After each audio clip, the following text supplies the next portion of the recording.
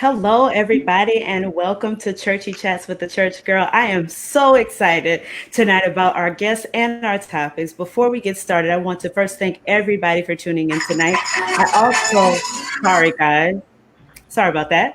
I also want to thank everybody for all of the encouragement that I've received this week. I posted a few things, but people have been so kind and encouraging. So I just want to say thank you for that. And make sure you share this broadcast. Make sure you tune in with us and not just watch, but also have the conversation with us. This is a chat. I'm going to have everybody introduce themselves, but let me first say a little bit about each one of these people. So I met them. I know y'all gonna get tired of this sounding like a broken record, but I met them through BCI, which is Black Christian Influencers.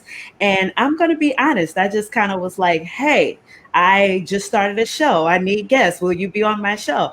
And they were so sweet and so kind to agree to be on the show. So I'm so grateful. Phylicia has been on almost every episode. So I want to thank you for that. And she has been blowing up the comments and such a great support. So I really, really do appreciate that. And I'm going to let them introduce themselves. We'll start with Mary, go to Phylicia, and then go to Curtis. Hi guys, I am Mary Lee Vance. At first, I am an author of Fleshly Date or Godly Mate, and it is about singles that are desiring to have a mate. I am a podcast host, creator of the fastest growing podcast, which is Virtue with Vision. I absolutely have a ball that is live on Thursdays at 7:30 p.m. Eastern Standard Time via Facebook or YouTube. I also have a apparel line called Virtue with Vision Apparel, and you can check that out at www.virtuewithvision.com. All right. I'll have to check out that line. I knew about the podcast, but I didn't know about the clothes. So I'm gonna check you out, sis. I'm gonna check you out. All right, Phylicia. So Talk hey, to us. everybody. I am super excited to be here. Like Alicia said, I've been tuning in, and I just want to give you your kudos because I think it's a fun show, very necessary. Thank you. Just a good space for us. But nonetheless, I'm Phylicia. I am the founder of a Christian lifestyle brand called Seek God, Slay Goals.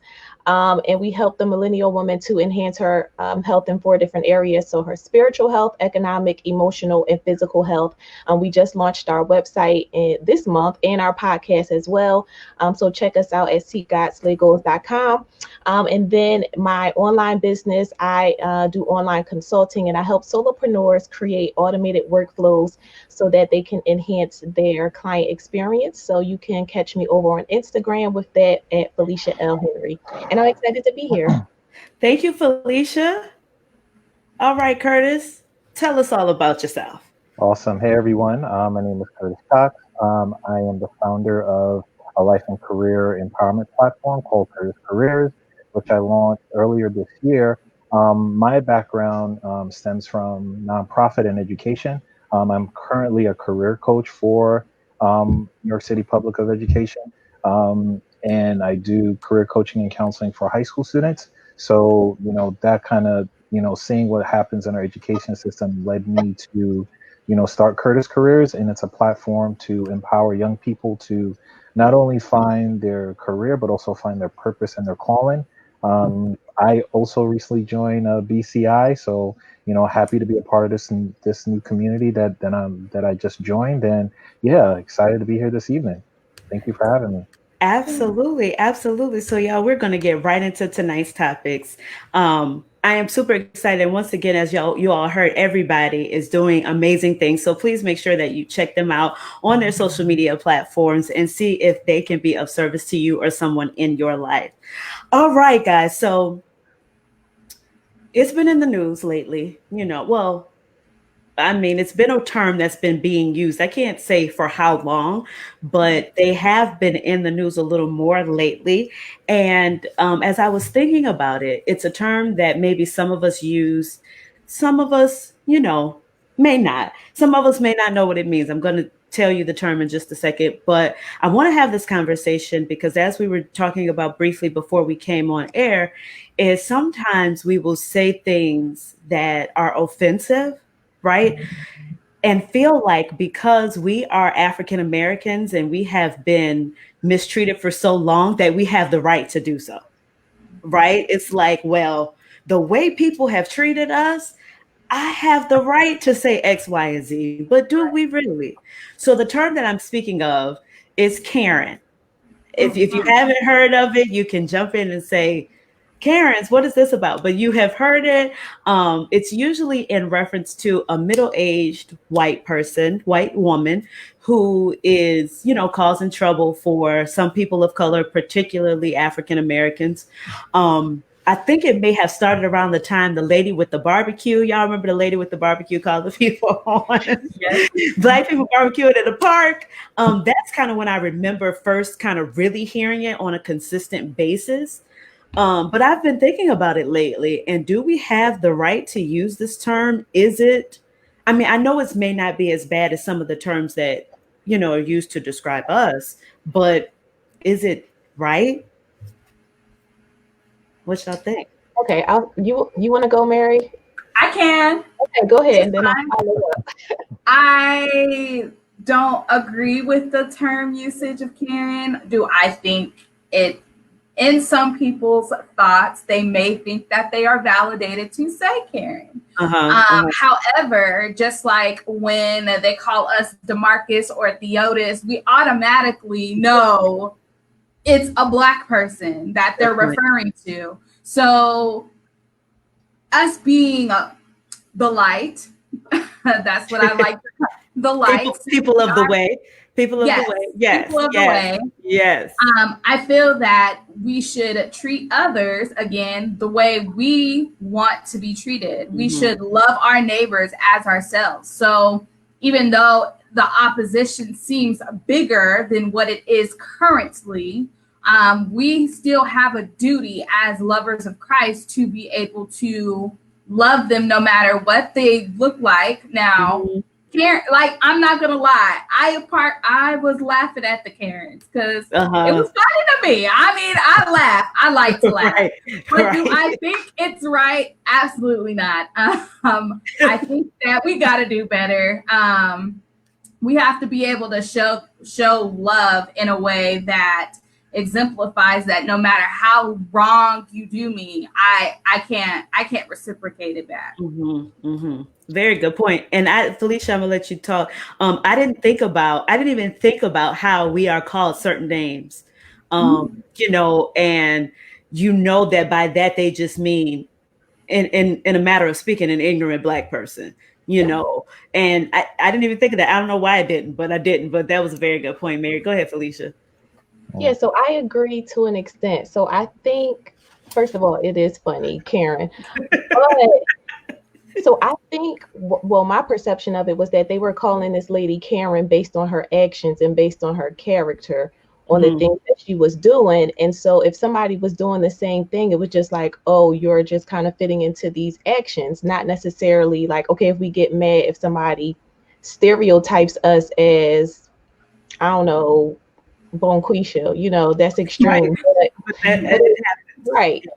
Because we have braids in our hair or we're wearing hoop earrings, right? So I get that, but I don't feel like this is exactly the same thing. Like, I feel like it's based on her actions. And so, well, at least from my perspective, I'm calling people Karens who are fitting that action, not necessarily because she's white or because she looks a certain type of way, but because of her action. And I think, what else was I going to say? Oh, I think we do this positively as well. So like, if we think of like Phylicia Rashad, for example, we think of her and based on her actions and her characters, we have a certain image of her that she's, graceful, she's regal. And so when other people kind of come along and fit that same action and that character, we relate them to her. So I think it's kind of the same thing. So I personally don't think it's, I guess it depends on how the person is saying it, but for me, when I'm saying it, I don't feel like I'm necessarily stereotyping, but if you are stereotyping just based on how somebody is looking, no, I don't agree with that. But with this, like, her actions are very Karen-like. So so what you're saying is it's kind of a two-way street, because it's not just because of how someone looks, but it's Right. also followed by something they've done that Right. has caused them to be put into this Karen category. Right. But can I interject though briefly, because Sure. you said they're fitting the character of a Karen. So my thing is for an example, say we're in the workplace and we're very direct, and then all of a sudden it's, oh, there's that black girl with the attitude. Now you're labeled as that black girl with the attitude, or that black girl with the, roll of the neck. Oh, let me walk on eggshells because it's that black girl, the way that she acts. That's a little harsh or stern or straightforward, but it's not necessarily us acting black. It's just who we are. Right. And I think that's the same thing related kind of to Karen. Karen, she has a way of how she acts and what she does. But we have to understand that just because we label it as that doesn't necessarily mean that's what it is. And I think as a people or a lover of Christ, we have to know how to not necessarily keep it stereotypical, because I feel like that does separate, but more so bring us together as one. Yeah. For me, I think it's, I agree with everyone. But I also would say, like, spiritually speaking, the Bible says a soft word turns away wrath, right? Mm-hmm. We're really honest, right? When we look at, social media, or when folks use the word Karen, it's not a positive, At you know what I all. mean? It's not At all. complimentary. You know what I'm saying? So if we're real, when we use that word, it's for a destructive, it's for a very negative categorizing. You know what I mean? Mm-hmm. Like, so it's not a word of endearment or a word of edification or encouragement, right? Right. So for me, I think, we got to be careful how we use that word, because the nature of it, the whole essence of it, is not founded in anything positive, right? So Right. it goes the same way when we hear the N word. It's like how it affects us.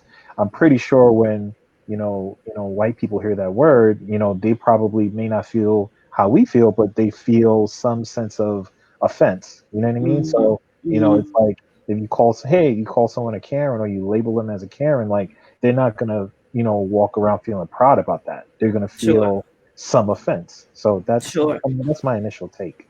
Yeah, and that's a good point. And I'm going to put a couple comments up right quick, and then I'm going to read the definition of a Karen, and then I'm going to say something to Mary's point about Black women or Black people being seen as aggressive if they act a certain way.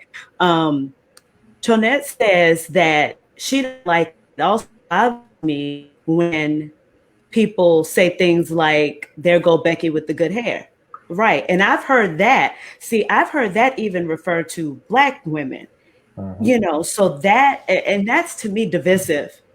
It's divisive, period, for women, period. But it's specifically divisive if you say that about a Black woman who might has a decent grade of hair, or whatever you call decent. I say all hair is good, but it's just more and more ways for us to find a way to kind of tear each other down. And like I said earlier, it can be easy for those who feel like they are the oppressed, or for those to feel like that they are the ones that are always wronged, that we have the right to do and say certain things, because we're like, all you've done to us, how dare you tell me I've offended you? So but that's not necessarily true. Shayna said Karen is getting called for what she's done. We are getting called something based on assumption.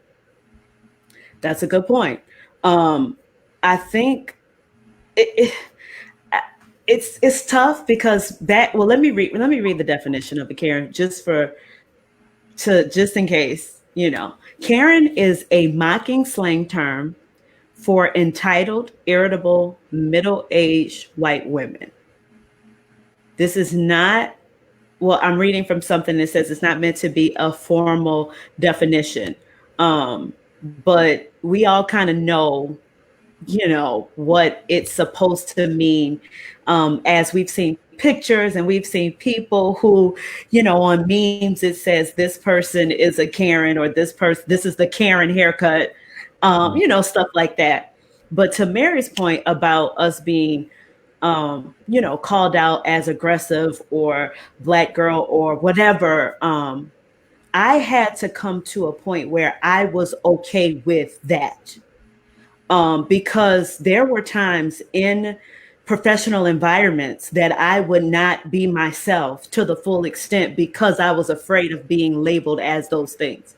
But I came to a point that I was like, if it means standing up for myself, if it means even just making a point and you feel like I'm those things, that's not necessarily my fault. I will no longer allow the things that you think of me to keep me from being me. Right. Because at the end of the day, even if I don't get aggressive with you, even if I don't do the neck roll, the whole sister girl thing, I feel like we are seen as what we are seen as regardless, right? And the same thing happened with me with wearing braids. I wouldn't wear braids because I felt like people would look at me a certain way. Oh, she looks hood. Oh, she looks this. I don't care what you think of me. And I did have to get over that. But I don't care what you think of me. When you see me, you see a black woman regardless. And if you don't know me, you don't have the right to make assumptions about me. And if you do make them about me, who cares? I don't know you. You don't know me. So I have to live in my truth and in my personality without the fear of people calling me out based on what they feel is stereotypical to black people. No, I agree. Go ahead. Oh, sorry. Now I was just going to say, like, you referenced the workplace, and I think for me, what I've learned, over the years in my own experience and just hearing, like, friends and colleagues' stories is that,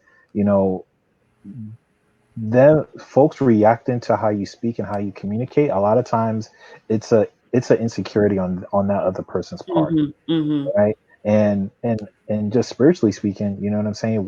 We as believers, we're called to speak love. We're called to, be this light. And, the power and life and death is in the tongue, right? So if I'm speaking to you in a way that's of love and it's very direct and it's very clear, but then you receive that as something aggressive and offensive, then that's on you. Then there's something wrong with your heart and your mindset on how you receive things. And a lot of times they'll try to project that on you as a person that's speaking, and that's not fair. Absolutely. So, you know what I mean? So to your point, it's like you still got to be true to you as long as you're, and that's all aspects of healthy communication, right? If you're communicating in a very assertive, direct, and loving way, then you can't allow people to, project their insecurity on you. Absolutely. What you say, Mary? Okay, so I agree with what Kurt said, and as well as what you have said. But also, I feel like if the roles were flipped, and I just like playing devil's advocate, and maybe people won't agree with me, but I mean that's the same thing. We're reversing that role of okay, so if you're no longer Bonquisha, now we've labeled it as Karen. Now we're making that assumption of someone's character off of a short thing or a short clip of what we see of their life. We don't know who they are fully to the full extent. So to me, I understand where it's coming from and stemming from. At the same rate, it's still a negative connotation that we're putting towards these people. Are they doing things that are right? Absolutely not. I don't agree with any of these quote unquote Karen's actions. And sometimes I don't agree with us as people. If we're in this whole matter of Black Lives Matter and we love everybody, and it's just that the Black lives are oppressed, but okay, while our lives are being oppressed, we still need to be able to show that love to the people that are not looking like us. Sure. And I think that's kind of where the conflict comes, and then we turn it in as a negative thing, instead of trying to turn it towards something for the greater good, and following the heart of Christ. And that's kind of where my heart stems from. Do I agree with all of the Karens? No. I think some of the Karens are ratchet like the Black people are ratchet. We all have ratchet sides. We all got some ratchet. I just feel that as a whole, we have to be able to be better as a person. It's like they're even though they've picked out Bone Kwee, we're now picking out, oh, now your name is Karen. So that does not, it's an eye for an eye. It's not anything. True wrongs don't make it right. Yep. Yeah. And I think I don't think I gave it much thought until like all of this kind of started. And then I mean, we've had more time to think and more time to, reflect than usual. And I have, white coworkers who, oh, she's a Karen or, whatever. And they weren't offended. But again, it doesn't make it right because, other people or people of the same race are using it just like the N-word.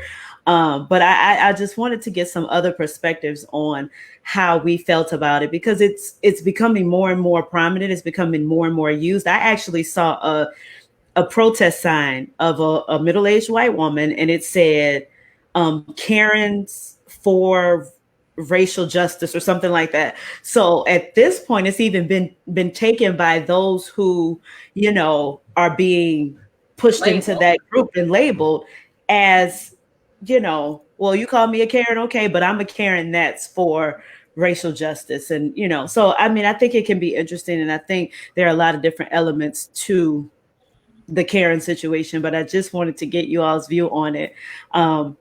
So Terry Crews, we all know Terry Crews. If you don't know Terry Crews, he played on White Chicks. He played on Everybody Hates Chris as the dad. He's funny. He is also married to a mixed woman, right? His wife is mixed. And he made the comment that because he is married to an interracial person, he feels as though he's been excluded from the race conversation. Now, I have never heard this before in my life, but I'm not saying that it's not accurate. But do you all think, as African Americans, when we either marry outside of our race, and let's say white, let's not say another person of color, because it's different if I'm married to Hispanic or, Mexican, whatever. It's different. If we marry a white person, does that take us out of the conversation on race? Does that exclude us?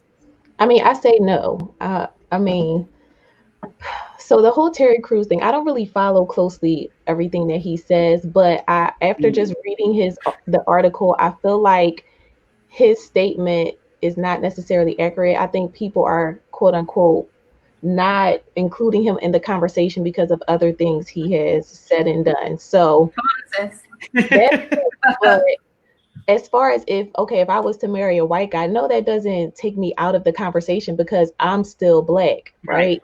And at the end of the day, I mean, you don't really, you don't, well, I guess you do choose who you love, but you can choose who you love. Sure. But God still created all people, right? Mm-hmm. So whether they're Black, whether they're white or Hispanic, they're still God's child. And so we can't be excluded from that conversation. That doesn't mean that we're less than because we dated or married outside of our race. Mm-hmm. And I think that kind of goes into I think the article was touching on something about Black supremacy. And I think it kind of gets a little, tricky when we start saying things like Black is better than everything else, right? Mm-hmm. Like, I feel like we're fighting for equality right now. Not for superiority. Right. We've been oppressed for so long, and we have to encourage ourselves in certain areas. But when it gets to the point where it's like, okay, now we're superior or we're better, mm-hmm. That's not good. That's not okay. Right. And it's not Christ-like, and it's not what he would want for us just as his people. So no, you're not excluded. And anybody who thinks it, I think, kind of just have to, I'm not going to say what I was about to say, but say it. And reevaluate your own self. There might be some inner issues or just some inner turmoil or personal feelings that you may be dealing with that's causing you to feel this way, or just some malice or hate that you might have in your heart towards other people. And you can't really project that onto others, but you're not excluded. But we can't say that we're supreme or better than another race. Right. Yep. I agree. I think that personally, interracial couples fix the problem that we have. It makes people uncomfortable, and I like the fact that it makes people uncomfortable. I think it needs to be uncomfortable to the point to where it becomes normalized. I feel that we won't be able to see things differently until we're able to accept that fact that, you know, love doesn't have color, it doesn't have race or creed. And I stand by that. I love, me personally, love interracial couples. Love them. They're so cute. And I just really feel that until, I think it just needs to keep happening. Interracial love all over the world, all over the place. I love that Serena Williams puts her relationship on blast. Ice Cube has his relationship out there. All interracial couples, and I absolutely love it. I think that a lot of times, I agree with Phylicia. Terry Crews then said some out of the wall stuff, you know, on Twitter as of lately with his fingers. But I also feel that he's excluded from the conversation because of his actions. It's not necessarily his race. Okay. And I'm gonna come back to that, Curtis, after you tell us what you think about this. Yeah, no, I agree with Phylicia and Mary, and what I would add too is not only has he put himself in that position because of his actions, but I would also, question and challenge like who's in his circle to influence his thoughts and his actions, right? Because obviously, we all have our, inner circle. We all have our, our little community of folks that we hang out with and communicate with. So, my challenge to Terry is like, who are you having these conversations with, right? Who are you sharing these ideas and thoughts with? And, are they like kind of challenging you on that, or are they kind of like rooting for you or rooting you on to have that kind of mindset and thought process? Because I think that's a problem if he's saying that in his circles and, folks are agreeing with that, or, folks are not even challenging him to kind of think of things in a different perspective or, seeing things in a different lens. So that's like my concern. Yeah. And go ahead, Phylicia. I do. So in general, no, I don't think it excludes them from the conversation, but I do think it could be problematic if that white spouse is not supportive of their black spouse, or if the white spouse is not demeans black people, because I have seen that. So I think that is problematic, but just in general, because it's not right, it's not right. And as Mary said, I mean, I think being married to someone white as a black woman, or black man, white woman, whatever, I think that it can be probably one of the places that true change can take place, because looking at and talking to and feeling the pain of someone you love changes you, right? So if my white husband can truly understand how I feel, and he may not truly understand, but you know what I mean, as a black woman, that can truly start to change things, because he can say, I had a view that I never would have had I not been married to a black woman. You know what I mean? So seeing pain, seeing someone that you love in pain in a way, like I've cried. I mean, I think we've all shed tears about everything that's going on in the country, and seeing that from a different perspective, I just think maybe that can be one of the places that we can get change to happen. Now, I do have my thoughts on interracial marriage. I am not against it. I do have varying thoughts on it, but I won't get into that tonight. But Curtis, you said something. Oh no. Or well, everybody kind of mentioned this. Okay, Terry Crews has probably said some out of pocket things, right? So do we dismiss certain black people from the conversation because of this, or do we try to help them? Do we try, like, everybody's been talking about trying to educate, white people or people who don't understand racism on Black Lives Matter. Well, for one, I'm over that. I'm not educating you because you understand it. You don't want to understand it. So I'm not going to waste my time telling people who I know fully understand the concept and what Black Lives Matter means and why we say it and why we are pushing this. I'm not wasting my time because you just don't want to understand. However, do we exclude Black brothers and sisters because of certain things they've said? Do we push them out of the fight? I don't think we should. I really don't. I think, again, like you said, I'm not about to. Terry knows. now. Like, No better. he knows. I mean, what else can you say? I don't feel that he is oblivious of what our current state is what he's been throughout his life as a Black man. Do I feel that sometimes whatever his circle may be may cloud his judgment of what he sees? Yes, because I feel like if his circle of people that he is surrounding, he would not have said what he said via Twitter about Gabrielle Union, about XYZ. Right. I feel like it is his circle that he's around that's clouding his judgment or clouding the clarity of what the situation is up front. Mm-hmm. I don't feel that we should exclude our brothers and sisters, but they should want to be included. They should want to go out and fight. They need to make something happen. No, I agree. And what I will add to that too is, his circle of influence, they're feeding, his mindset and his actions and influencing him to make these decisions. But at the same time, I would put it on Terry to be open to having dialogue in different circles, mm-hmm. and being humble and being a student in that, where it's like, hey, you know what? I said some things or I did some things that caused this outlet, this backlash.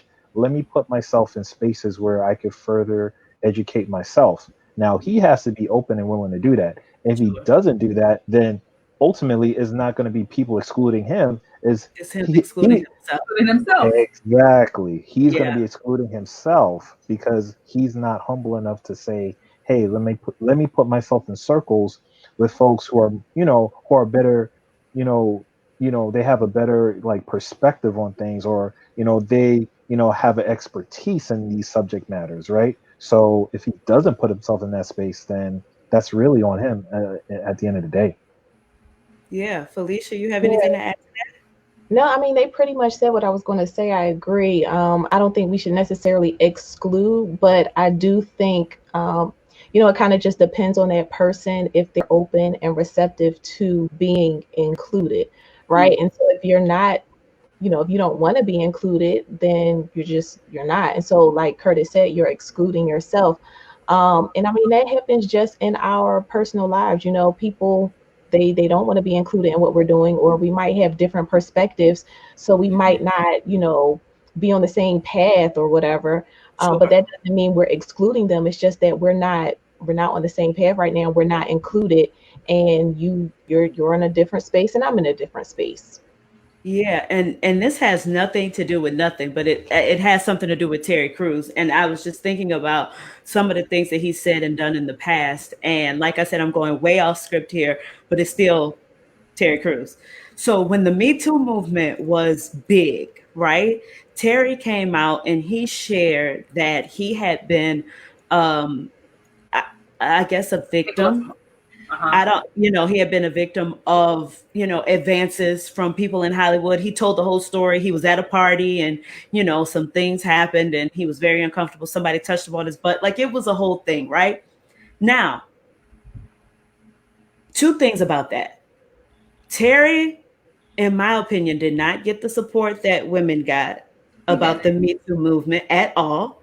And what do we do? What do we do when a man, specifically a Black man, speaks out about these types of situations and then are accused of being less of a man or being demeaned because they are victims, basically?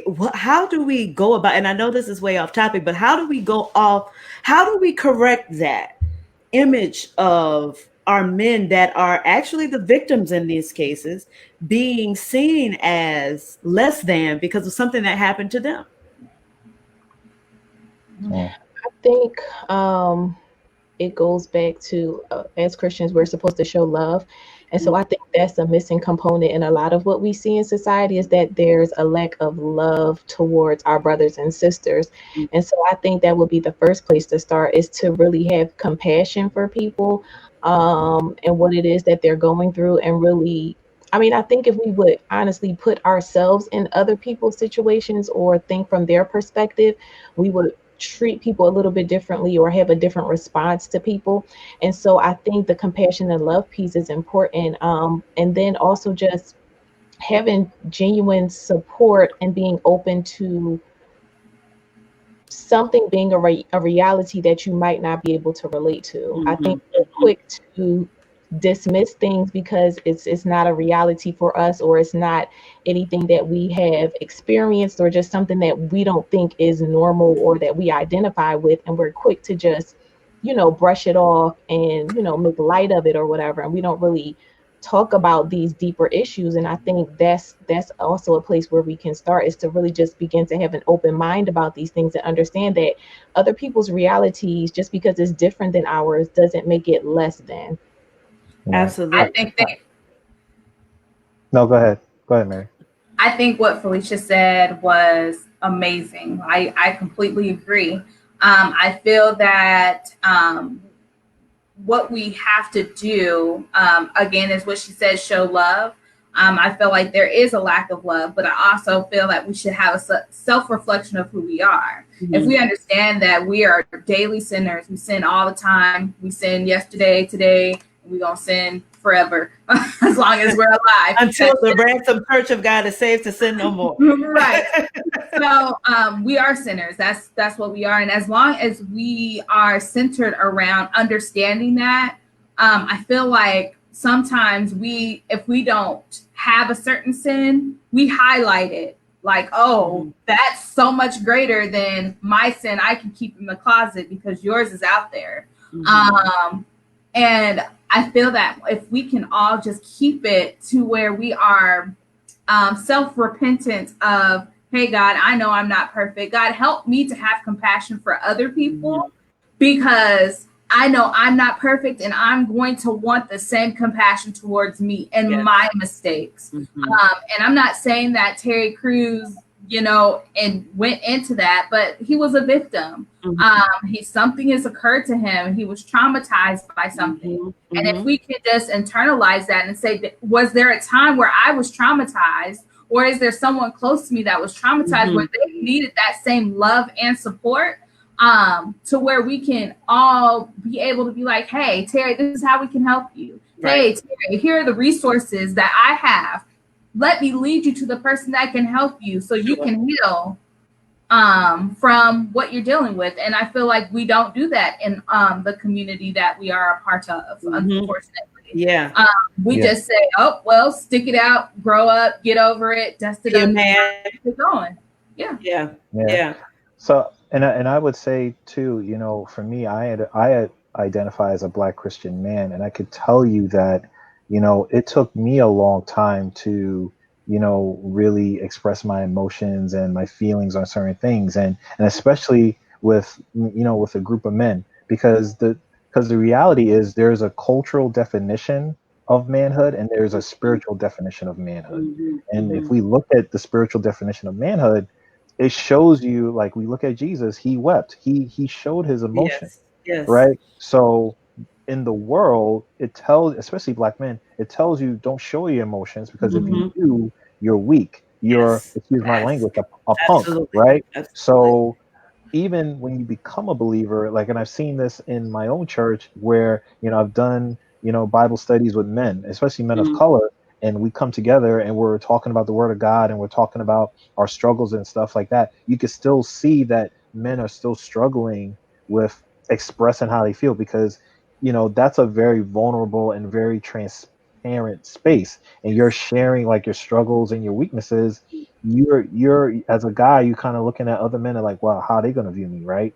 Do they struggle with the same things that I struggle? But that's where it takes leadership at that point to show and say, hey, this is not only a safe space, but let me give you an example. And then the leader, shares their heart and shares what they've been through. Now you've created an environment where, it's like, he's facilitating, he's a leader, he's sharing his heart and what he's gone through. Then I'm gonna be more comfortable in sharing. So we need more spaces like that, even if it's not in a church, and even if you're a non-believer, if you're a leader in a group, you know what I mean, like in a support group, you have to set the tone in that space, because if you don't, men are not going to share. Yeah. And Mel, one of our viewers, said, I think it will come from Black men. Kind of what you're saying, Curtis, to your point. Showing love to other Black men that have been victimized. I think they need other men to love them through and not make them feel less than. And as you have all alluded to, the African American community, we're not, and this is going to sound bad, but y'all are going to know what I mean. We're not the nicest, Nope. specifically towards our own, right? We can sometimes be very harsh and very hurtful towards our own people, and especially men. You know, we're not always the kindest to men. And I appreciate all the love that I'm seeing now. And I hope it continues because there are so many amazing Black men. And as a whole, Black men are, I mean, everything. If you Oh, don't, if you couldn't tell, if you couldn't tell, I love a Black man.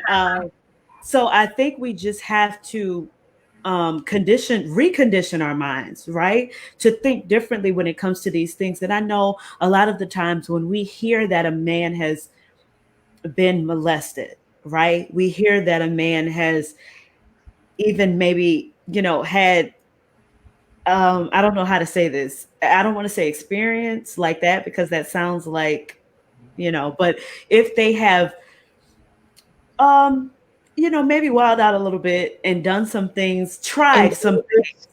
Let me say that. You know, tried some things. We are very adamant that, well, if something happened to this man, even as a kid, and he had no control over it, oh, he's gay, right? Or he's this, I'm or on he's that. this.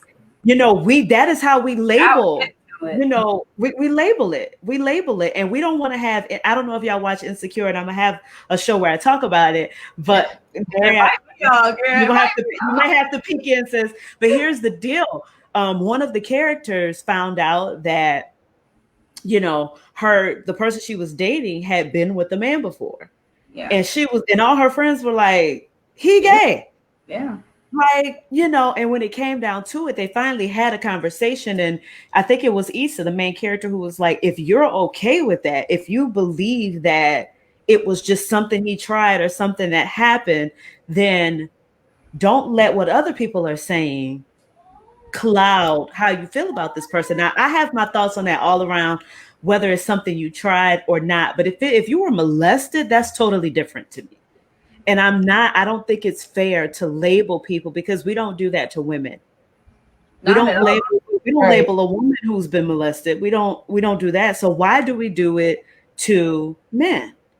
Right. Because again, it goes back to my point of cultural definition of manhood, and people use that as the springboard to make a judgment on that person. Well, if you did this, that means you're not a man and you're this, Mhm, right? mhm, So mhm. people use that as like a springboard to further, their perspective or their point. So I think that's not fair, because my perception of it is that, it's kind of to Issa Rae's point, like, okay, you experience something because, and we've all gone through that, right? We've all, in some form or fashion, experienced something that, may have not been in our favor, Sure. but because of cultural definitions, people Label us. will label us. They'll hear your experience and be like, oh, well, because you did that, that means you're this, and Right. they're quick to Right. label you and judge you. And I don't think that's fair. And Yeah. and that happens in amongst men a lot. I've experienced that, Mhm. where I've shared, and this is another reason why men don't share, is because they fear what that other man is going to initially think. So it's Right. like, if I experienced this, like I shared, some experience I went through, and immediately, I was labeled, oh, you're a crybaby or you're a wuss. And it's like, Mhm. wait, because I got my Wow. heart broken because I cried about some kind of breakup or loss. So that means like I have, like I can't feel. So when you have those kind of situations, it's hard for people to open up and be vulnerable. And Mm, that's why you need people to come in and provide that healing, so that way people can eventually like be open and be willing to share, because that's absolutely. where the healing starts. Mhm. Sure. Absolutely. And Yeah. ladies, you all have anything to add to that? I was I, just going to add, Curtis, he makes a good point. I also think it's an issue of ignorance in our community, like lack of education about certain things. I forgot who said it, but just the fact that a lot of times we don't even understand naturally, and even in the spiritual, that a lot of times, just specifically talking about the sexual piece, that these people are experiencing this or going in this lifestyle because of things that happened to them in their childhood, right? We don't really understand those things naturally and spiritually, and so we have created these judgments, and we've accepted, again, what Curtis said, the cultural norm, instead of being educated about these things. And then I also just think there's an identity issue as well going on. You know, we look to identify with the world, and we're not really looking for our identity in Christ. And if we were to do that, I think a lot more people would have courage to say, okay, this happened to me also, or Sure. not necessarily care what other people are saying, if they were to come forward and share it. And people would have more compassion if they really were secure in their identity. So I think it's a combination of a lot of things, but you guys make great points. Yeah, Mary. I do agree with both Phylicia and Curtis. Again, it's that cultural identity type thing, and it's okay. And you have to come to a point where you are okay with who you are, no matter who says what, how, when, of who they think that they are. We have to understand that we're not here to win the approval of people. that's not who we're called to be, but we are Christ. So my thing is this is where I come into play with the whole homosexuality thing. Am I okay with it? No. But I'm also not okay with stealing. I'm not okay with sex out of marriage. I'm not okay with fornication. I'm not okay with any of that stuff. So did I partake in some of the things listed? I absolutely did, because I was a sinner once upon a time. So people that are in a different season of their lives, and especially, I think the church is the worst. And I love church, and I love being a part of church, but church can sometimes be the worst, with shoving people that are homosexuals or that are struggling with different sins away. And that's not okay. If the church is called to be a hospital, why can't they come and get healed? I don't get it. I don't understand. I think I'm trying to be that catalyst of change, of being able to accept people where they are, understand where they are, not trying to force them to change, but show them the love of Christ. So when they see me, they want to be more like the light that they see. And I can't do that if I'm constantly throwing some kind of judgment, dimming the light that God's given me, because they don't live the life, or they're not on the same spiritual journey or spiritual high, or they're not closely walking with Jesus as some people would say that I am. So as far as homosexuality, is it something that we deal with a lot in the Black community? Absolutely. And if someone says that they no longer are a part of that lifestyle, I think we should accept it at face value. If that is someone who God has called you to be with, or you're called to be with, then you're going to have to accept it. I mean, if that's not something you're comfortable with, and that's okay as well. You just have to do what you feel that God has called you to do, or who God has called you to. So I really feel that I feel and I ache for Black men. I do, because I feel like if they're too vulnerable and they're too out there, then they're wusses and they're punks. But if they're withholding, because I do the same thing, I'm like, babe, tell me how you feel about me. Like, it's like, I love you, you're great, you're kind, and it's like, dang, is this a broken record? But you is smart, you is kind. I feel like that that's what they have to do. They have to shield sometimes their feelings, because if they're too vulnerable, they don't want their feelings hurt. Yeah, absolutely. And my mom said, and this is to that Black people aren't always nice. She said a little while ago, she said, we are not.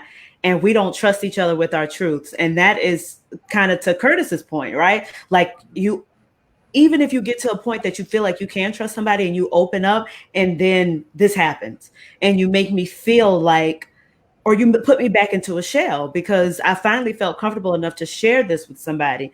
And then I am ridiculed or I am accused of being this, that, and the other because I'm sharing my feelings. And um, one of my favorite people, Pastor Janelle, she says that's where healing and deliverance takes place. Open communication, transparency, and honesty. And I think that's just one of the many things, or, that we just have to get a little bit better at. That we have to work a little bit harder at as Christians, especially, and even not Christians, really in the African American community, we just all really need to work a bit harder on being accepting and understanding. We've all been through something, like Mary said. We've all done something. We've all been this, that, or the other. But we're just nicer about recovering drug addicts or recovering sex addicts or recovering ex-lie or whatever than we are about other things. Yeah. And we just really have to work on seeing people as God sees people. And if we can raise our hand and say, I know I've been changed, then why can't we accept the change that has taken place in the life of another believer? Right. So we do need to work on that. And we have about 10 minutes left. And thank you all. That was a good, and I didn't mean to go that way, but, I think it was an excellent conversation. We're going to go to something a little bit. I didn't want to necessarily focus on one particular thing. That's why I did not show it or whatever. But Christian comedy is something that is very popular now, especially with the age of the internet. There are so many Instagram Christian comedians and this, that, and the other. And maybe 2 or 3 weeks ago, this young lady said that, what Kev on stage does is, God is not pleased and he's making a mockery. And I personally enjoy Christian comedy. Yes, it can go too far. But do you all think that you can speak on it and go whichever way you want to go with it. But as a whole, what do you think of Christian comedy? I love it. I watch Kev on the Stage, Not Carlton Banks. I can name all of them, honey, and I love them all. I think that a lot of times, why can't you laugh about Christianity? Why not? Just like you joke about everything else. And I feel that is a gift that God has given Kev on the stage. I mean, don't hate on his gift because you ain't funny. That's his gift. Right. I think a lot of times, people will say things, and they will say things out of either spite or, that could be their true belief that, maybe he's doomed and going to hell. But who are you to put that on anybody when you're not perfect yourself? And that's my whole thing. I'm glad Kev on the Stage didn't stop there. I know that there's been things placed on me. My tagline, you deserve God's best because we deserve death. You don't know what you're talking. And I was like, oh my gosh, is this the end of me? Do I just stop?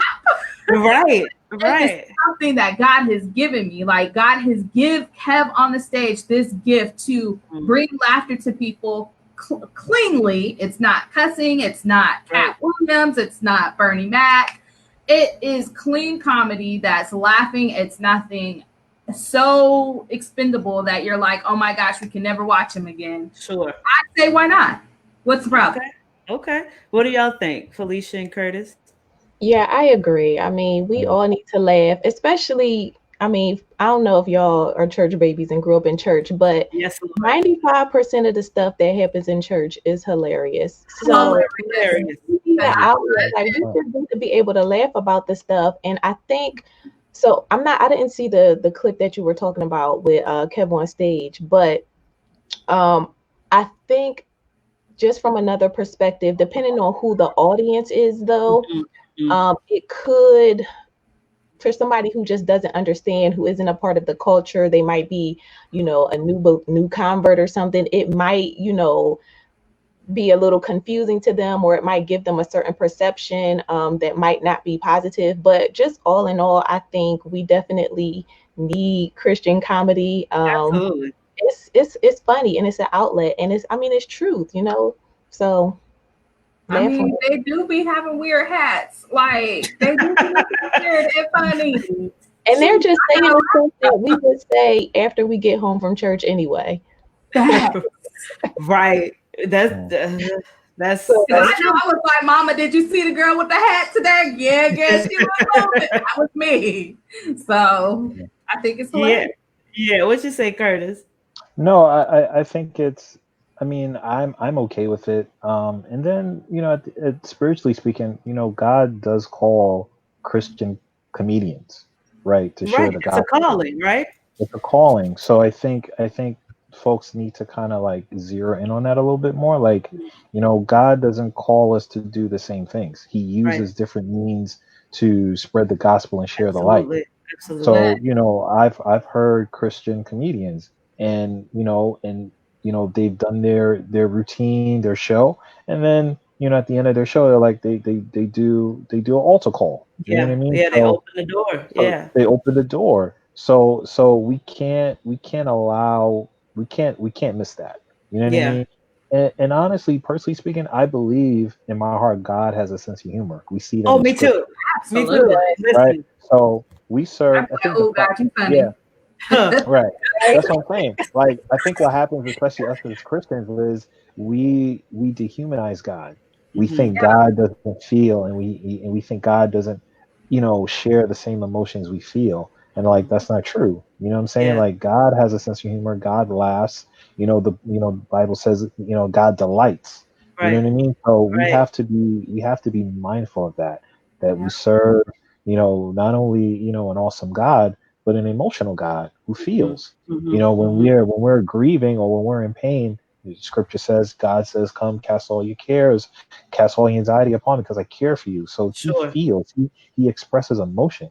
So same thing is true in comedy. He uses that as a platform to bring souls to the kingdom. So at the end of the day, so at the end of the day, it's like we can't allow, the enemy or whatever it is to disrupt or,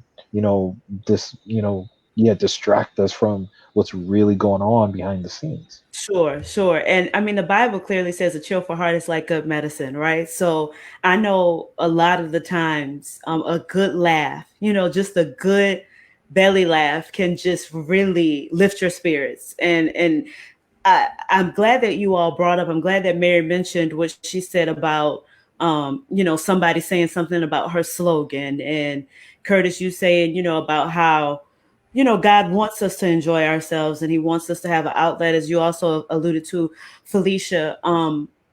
People see callings as very specific things. And we're doing a little bit better now with that. But people really see, if your calling is not one of the ordinary callings, we don't see it as a calling. But I preached a message in 2014 called Do It for the Vine. And it was basically saying whatever God has given you to do, you do it for his glory. It doesn't have to be a traditional calling. We all have gifts that are given by God and they're all vast. And, his, I don't want to say bag of tricks, but his box of gifts, if I can say that, is full. It's an array of things and talents and gifts and ways that you can reach people. Because Curtis, if you don't like bananas and I'm a banana, then I may not be able to reach you for Christ. But if Mary is a strawberry and you like strawberries, then whatever Mary is doing can reach you. So we all need to, embrace that. And I just want to encourage somebody who may be watching, who may have what they consider a non-traditional calling, go in that, let God lead you, go where God is leading you. It's a reason. It's somebody somewhere needing exactly what you have. You are the person that's going to reach them for Christ. So I just want to encourage whoever out there who may be struggling with that. And, wait, can I add one more thing really quickly? Go ahead. Yeah. So this just came to me and it's like, if you're, whatever your calling is, it's not really about you. It's about the people that God is trying to use you to reach. Absolutely. So the same people that, for example, will go to a baseball game are not the same group of people that's going to that comedy show or that's signing up for that class or going on this trip or whatever it is. You know what I mean? So God's planted you there because he wants you to reach people that, in other circumstances, they're not going to be reached because there's that group of people is in that specific space. So you Absolutely. got to be mindful of that too. Yeah, absolutely. And Shayna said, I had her comment up for a second. She said, he created us in his image, so he's got to be funny, right? God has to have a sense of humor because where did we get it from, right? Right. So that's a good point. And someone else said, we need to laugh at ourselves sometimes. Sometimes in the church, we can be, or just period in general, we can be a little defensive, we can be a little uptight. And sometimes we just need to let go a little bit and even with all that's going on right now, like I've seen some funny things happen, even with protesting and stuff. There have been things that have happened that have been comical, and we sometimes feel like, oh, I can't laugh because this issue is too serious. How dare I laugh at that? Well, I take, Nothing. I'm laughing. I take everything. If God gives me a place to laugh, then I take it. And I'm gonna say this. A very, very serious situation. I can't think of a more serious situation than a funeral, but I was at my grandmother's funeral, and she would probably kill me if she knew I was saying this. So I'm not going to say her name, but she was sitting on a stool, like the stool that you sit on for the drums. There was like an extra stool. So she was sitting on that, and she slowly started to tip over, right? So she's falling and falling and falling. And I look up, eyes full of tears, just my grandmother, is laying before me. But that gave me so much joy in that moment.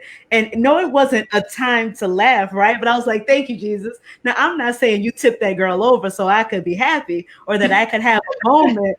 But things happen, and sometimes we feel like we shouldn't be laughing, but it's right at the time that we need that joy, right? It's right at the time that we feel like we're falling. And pardon the pun, but it's it's at the time that we just need something to help us along the way. So I want to thank you all for coming on tonight. I appreciate it. Everybody, please make sure that you check out everyone. That I have two people with podcasts, and Curtis he will help get you right with your career, with things that you may need development, or maybe for your youth. I think everybody on this platform tonight has something amazing to offer. And right before we go, I just want to tell you all that on this Friday, I will be releasing a Christian bedtime meditation, my own Christian bedtime meditation. And it is absolutely free. I'm kind of doing it as a test to see how it is received. And if it is well received, then we'll see how we'll proceed in the future. But I really just want to do something to help, to uplift. It's been difficult these last couple of weeks just because of everything that's going on. But on top of that, we still had our personal lives, right? That didn't stop. Our personal lives didn't stop. And personally, I've just been in a really kind of a rut, kind of a sad place, kind of down a little bit. And Christian meditations always help me to kind of realign. So I'm hoping that this can help somebody who may be going through a difficult time. Again, I want to thank everybody for tuning in. I want to thank everybody for your support. And please be sure to log in, tune in next week, right here on Churchy Chats with the Church Girl. Bye, guys. Thank you. Bye. Thank you. Thank you.